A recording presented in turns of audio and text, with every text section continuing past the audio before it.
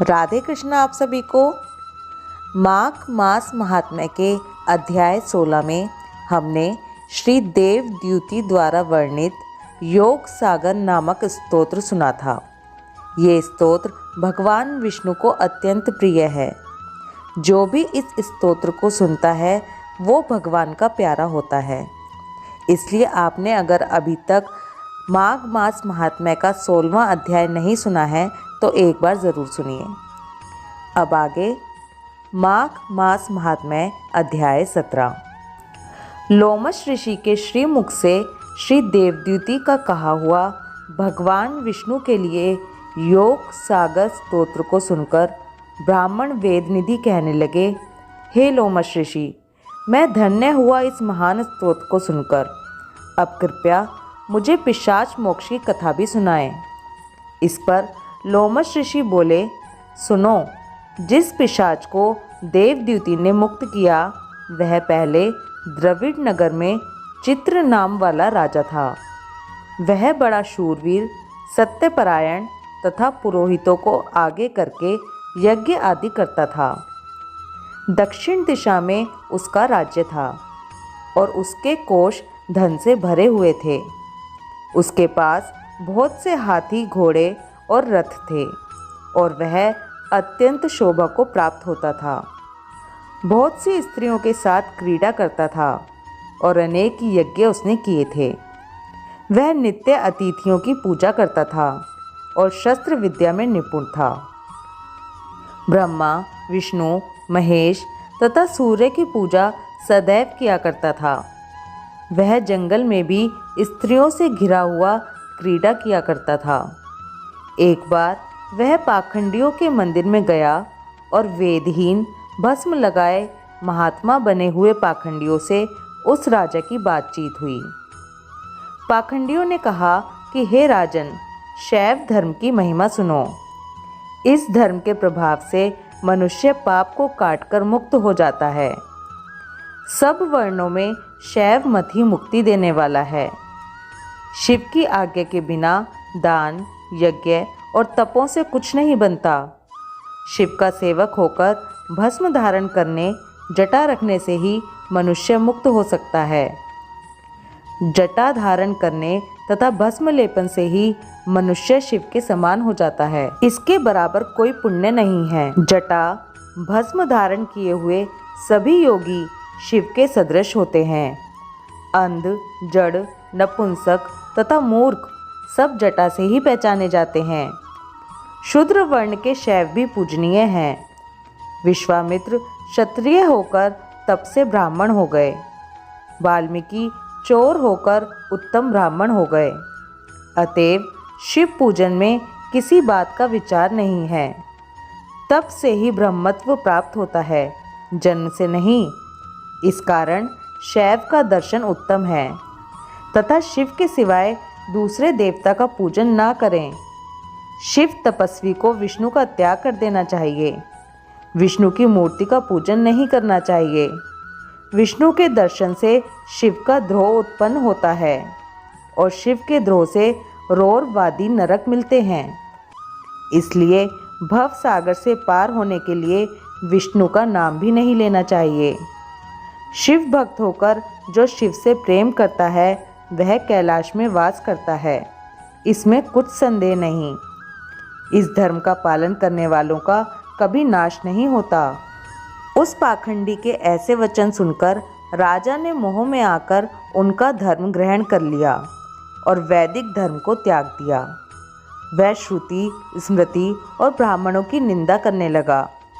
उसने अपने घर के अग्निहोत्र को बुझा दिया और धर्म के कार्य बंद कर दिए। विष्णु की निंदा और वैष्णवों से द्वेष करने लगा और बोला, कहाँ है विष्णु? कहाँ देखा जाता है? कहाँ रहता है?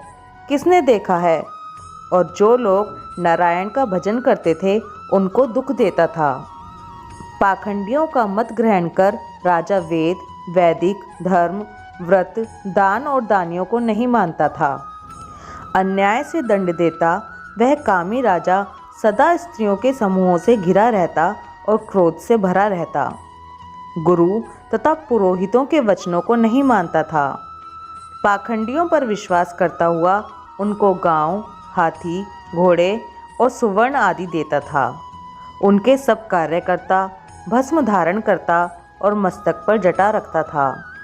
जो कोई विष्णु का नाम लेगा उसे मृत्यु का दंड दिया जाएगा, यह ढिंढोरा उसने पिटवा दिया था। उसके भय से ब्राह्मणों तथा वैष्णवों ने उस देश को छोड़ दिया और दूसरे देशों में चले गए। सारे देशवासी केवल नदी के जल से जीते थे। जीविका से दुखी होकर वृक्ष आदि नहीं लगाते थे, ना ही खेती बाड़ी करते थे। प्रजा अन्न के अभाव से गला सड़ा अन्न भी खा लेती थी। आचार, विचार, अग्नि क्रिया सबको छोड़कर काल रूप की तरह वह राजा शासन करता था। कुछ काल पश्चात उस राजा की मृत्यु हो गई और वैदिक रीति से उसकी क्रिया भी नहीं की गई। यह यमदूतों से अनेक प्रकार के दुख उठाता रहा। कहीं लोहे की कीलों पर से चलना पड़ा, कहीं जलते अंगारों पर चलना पड़ा, जहाँ सूर्य अति तीव्र था और ना कोई छाया का वृक्ष था। कहीं लोहे के डंडों से पीटा गया, कहीं बड़े बड़े दांतों वाले भेड़ियों और कुत्तों से काटा गया। इस प्रकार दूसरे पापियों का हाहाकार सुनता हुआ वह राजा यमलोक में पहुंचा। वह राजा पहले तो तामिश्र नामी नरक में गया, फिर अंध तामिश्र नरक में, जहाँ पर अति दुखों को प्राप्त हुआ, फिर महारौरव, फिर कालसूत्र, इन नरकों में गया। फिर मूर्छा को प्राप्त हो गया। मूर्छा से चेतना आने पर तापन और संप्रतापन नाम के नरक में गया। अनेक दुखों को भोगता हुआ वह प्रताप नाम के नरक में गया।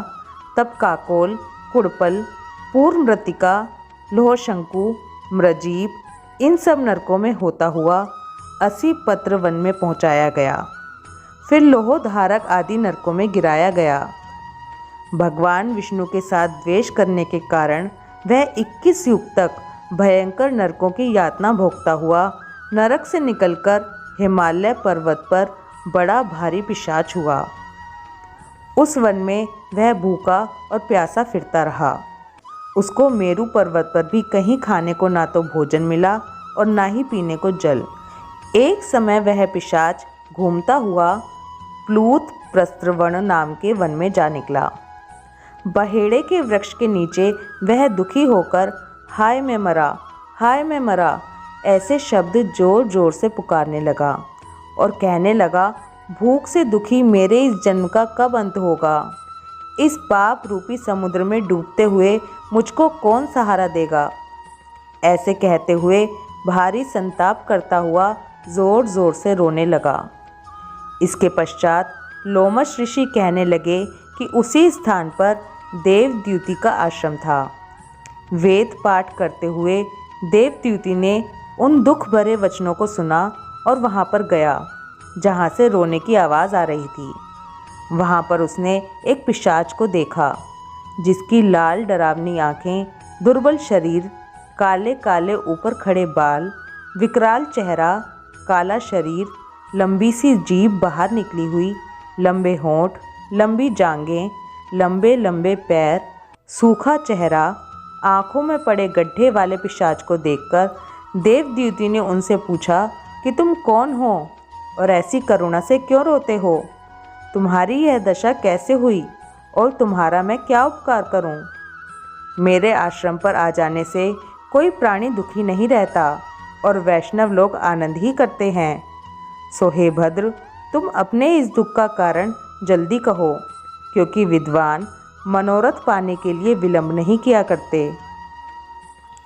माघ महात्म्य 17वां अध्याय समाप्त। ओम नमो भगवते वासुदेवाय नमः। राधे कृष्णा।